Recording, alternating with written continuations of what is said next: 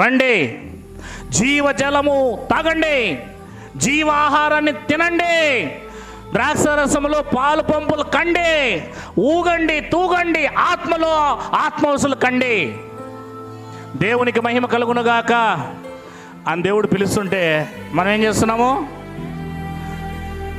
సోమ మంగళ బుధు గురు శుక్ర శని మంచిదే, 7వ దినమున ఆహారం తినడానికి రావా? జీవజలం ఆహారం వద్దా?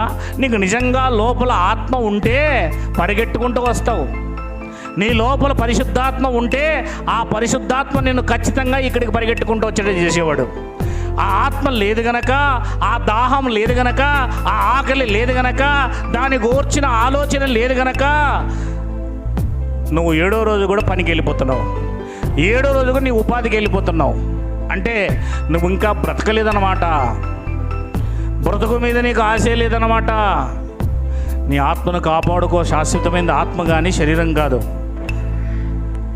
ఒకరోజు నువ్వు శరీరాన్ని వదిలి వెళ్ళిపోవాల్సి వస్తుంది సార్, శిథిలమైపోతుంది, కానీ నీ ఆత్మ శాశ్వత కాలం ఉండబోయేది. దాన్ని కాపాడుకొని తండ్రి దగ్గరికి తిరిగి వెళ్ళిపో.